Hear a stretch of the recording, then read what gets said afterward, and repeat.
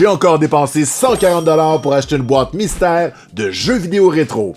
Vous allez me dire, mais pourquoi tu fais ça, Giz? Ben comme ça on parle de jeux aléatoires qu'on aurait peut-être pas parlé sinon. Pis qui sait, il y a peut-être des bons jeux cette fois-ci. Imaginez!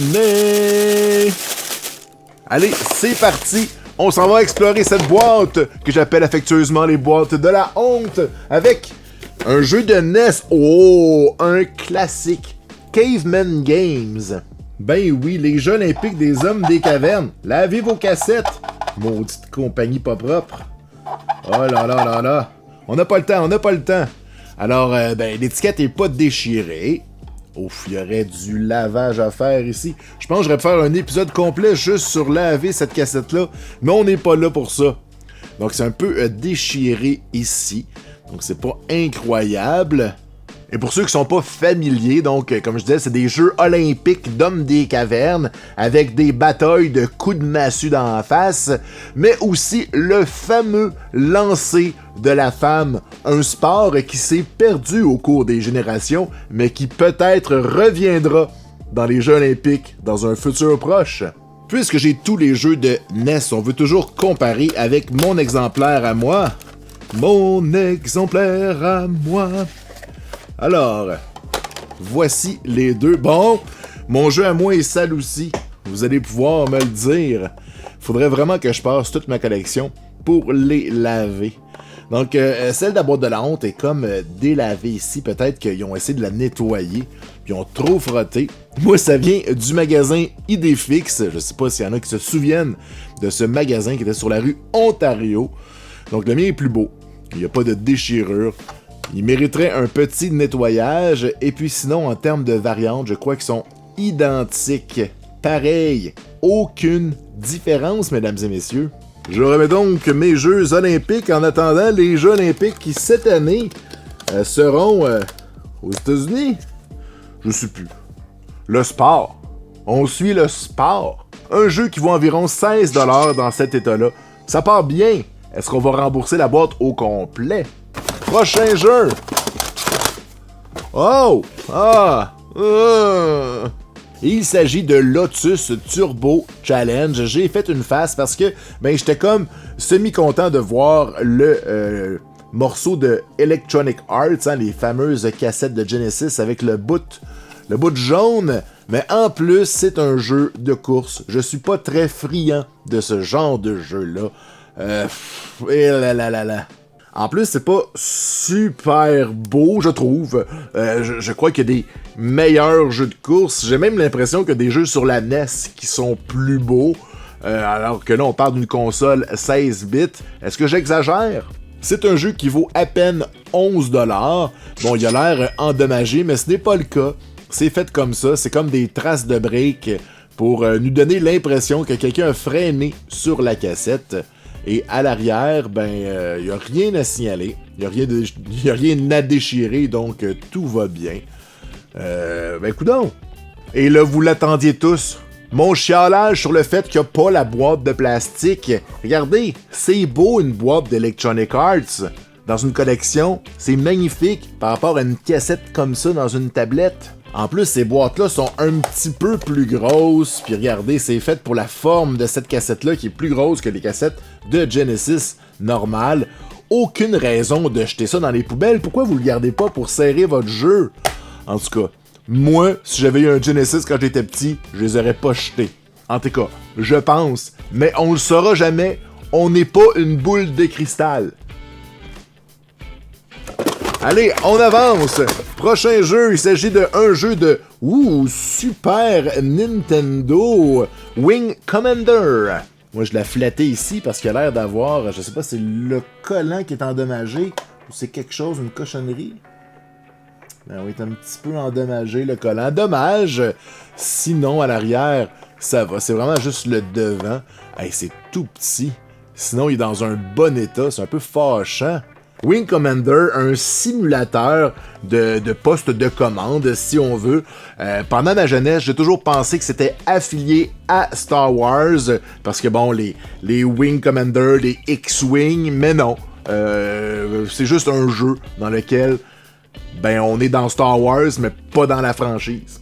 Fait que c'est une guerre des étoiles, mais c'est pas la guerre des étoiles. Vous comprenez ce que je veux dire? Un jeu comme ça vaut environ 15$, malgré le petit chip qu'il y a en dessous. Donc on est content, on ajoute de la valeur. C'est un jeu que je n'avais pas, je crois. Je vais aller vérifier. Wing Commander. Non, je ne l'ai pas. Je peux donc l'ajouter à ma collection. Wahoo! 15$. On a quand même une boîte adéquate jusqu'à maintenant. Et je crois qu'on va, pour une des rares fois, des boîtes de la honte, peut-être être même profitable. Non, j'exagère. Qu'est-ce que c'est? Un jeu de Nintendo 64. On a de la variété aujourd'hui. Excite Bike. À une époque où c'était important de dire que le jeu était pour la 64, plusieurs titres avaient le mot 64. Comme ça, il n'y avait pas... on pouvait pas se tromper. Et là, ça, j'aime ça quand il y a ça sur le dessus. Parce que les jeux de Nintendo 64, quand ils sont dans une tablette, on voit pas le titre. Donc, il y a plusieurs autocollants qui sont sortis pour les gens qui avaient une collection pour les coller sur le dessus. Bon, les puristes en veulent pas. Il y en a qui veulent les enlever parce que sinon la cassette peut se décolorer à une vitesse différente, surtout s'il y a un petit peu de soleil qui plombe. Tu sais, peu importe où est-ce qu'on est, les rayons UV ne sont pas les amis des jeux vidéo. Et là, on est dans un jeu dans lequel on fait de la motocross pour vrai. On a des pentes, on attaque les autres, il y a de la bouette. C'est quand même assez intéressant. Surtout si on se rappelle le bon vieux jeu de la NES qui est un peu son prédécesseur. Bon, c'est un peu moins excitant, mais c'est mon enfance. Les jeux de Nintendo 64, ça vaut un petit peu plus cher, généralement. Donc celui-ci, on parle de 22$. Incroyable, la cagnotte arrête plus de monter. Il est très beau, hein? Je peux enlever le collant sur le dessus. Puis après ça, c'est Tigidou, mon minou. Je serai très, très, très content. Hey, déjà, 4 jeux dans cette boîte. Il en reste quelques-uns. On y va. Un jeu de NES, mesdames et messieurs. Mes écouteurs tombent. Il s'agit de Millen's Secret Castle, un jeu de Hudson Soft, l'abeille. Ça, pour vrai, quand j'étais jeune, quand on voyait ce logo-là, c'était un gage de qualité. J'ai pas souvent été déçu avec les jeux de Hudson Soft. Millen's Secret Castle, c'est quand même un vieux titre, donc qui a peut-être un peu moins bien vieilli, mais c'est quand même un excellent jeu. Et on parle d'un jeu qui vaut environ 13$, ce qui n'est pas la mer à boire, et probablement un des jeux de Hudson Soft qui vaut le moins cher sur la console. Donc c'est un jeu avec une espèce de map extérieure, puis quand on rentre dans des portes, on a des niveaux. Donc c'est une façon originale de créer le monde pour ajouter un petit peu de variété. On pitch des bulles, puis c'est super violent. Désolé, je n'ai pas mis d'avertissement au début. Faites attention à vos yeux. Et on va le comparer. Hey, j'avais payé 9,99$ pour le jeu complet en boîte. Nouveauté! Un autre jeu que j'ai pas enlevé les collants. J'ai pas d'allure. Est-ce qu'il est plus beau que le mien? Alors, le mien à gauche, le nouveau à droite. Ça semble être la même variante. Je vois aucune différence pour le moment. Si je regarde à l'arrière, les deux sont équivalents. Donc, pas de déchirure. Le mien est un peu plus sale. Je pourrais le nettoyer. Sinon, le mien, il y a comme un autocollant que j'ai mal nettoyé. Qui est encore un petit peu présent. Probablement un jeu qui était dans un club vidéo. Et on le voit tout de suite avec la boîte qui contient le 9,99$ puis le numéro 24. Ça, c'est un signe de club vidéo. Nouveauté, je sais pas si quelque part il y avait un velcro. On prenait le morceau de plastique en velcro puis on l'amenait à la caisse pour qu'il nous donne le jeu. Plus de 3/4 millions vendus au Japon, quand même. Hey, 750 000. C'est beaucoup de Millen's Secret Castle. Bon, pour le moment, je sens pas le besoin de remplacer mon exemplaire. J'ai juste à le nettoyer. Puis les deux sont pas mal équivalents. Donc je suis content. On ajoute un petit jeu très sympathique. Hey, c'est un épisode avec quand même de la belle viande. Et on y va avec Fist of Steel sur Sega Genesis.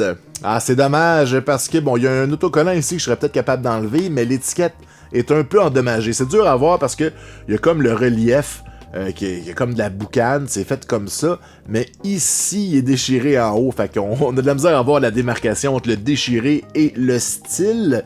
Puis l'étiquette est vraiment fatiguée, elle a frotté beaucoup. À l'arrière, il y avait un prix. Le prix n'est plus là.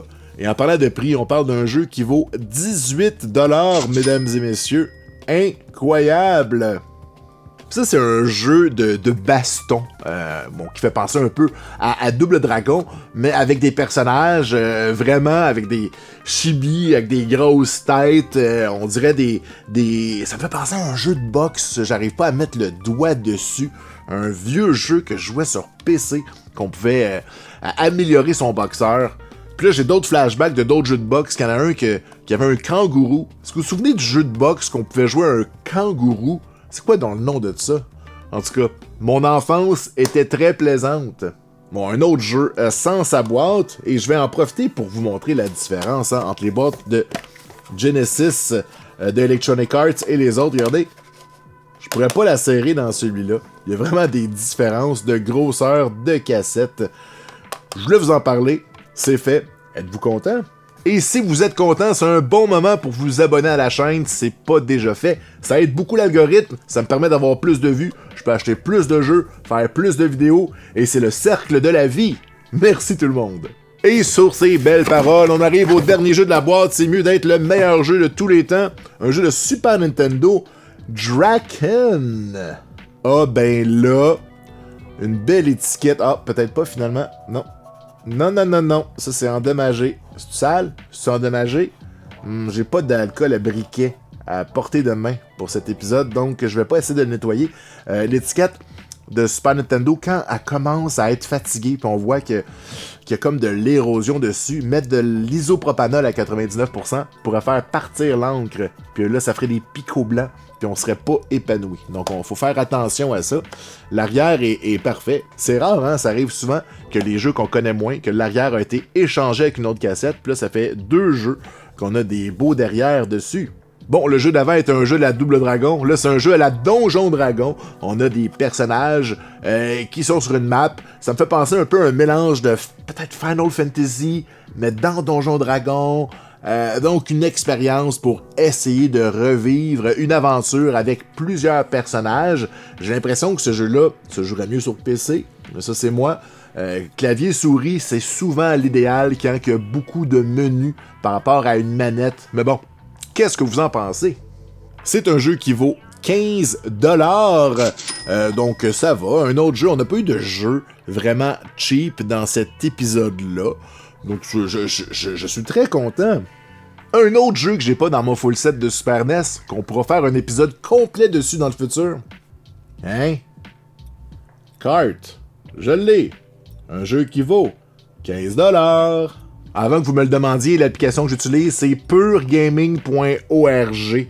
Donc, une application qui s'appelle Collector. Elle coûte un peu cher, fait que ce serait pas mon premier choix si je commençais aujourd'hui, mais ça fait des années que j'ai ma collection dessus, fait que j'étais un peu pris avec. Bon, on va aller voir le résultat de notre loot et voir si on est profitable. Mais puisque c'est le divertissement qui gagne, on est toujours profitable. Alors, on a eu 2 jeux de Super Nintendo que j'avais pas. Donc ça, c'est merveilleux. On a eu 2 jeux de Sega Genesis, que j'avais pas non plus, mais qui avaient pas les boîtes. Donc ça m'a rendu un peu triste. On a eu Excite Bike qui nous a rappelé des souvenirs du jeu de NES, qui était un des jeux les plus mythiques selon moi de la console. Et ensuite de ça, des mémoires de ma jeunesse, de lancer des madames à Caveman Games et rien comprendre à Millen's Secret Castle parce que j'étais ben trop jeune. Le tout pour un total de 110$. Je rappelle qu'on a payé la boîte 140$. Le shipping est d'environ probablement 30$. Donc, est-ce que c'est équitable? Je pense que oui. Cette boîte-ci était acceptable. Et vous? Qu'en pensez-vous? Quelle note vous donnez à la boîte? Écrivez-moi ça dans les commentaires et on se revoit bientôt pour plein d'autres vidéos sur la chaîne. Je suis en feu!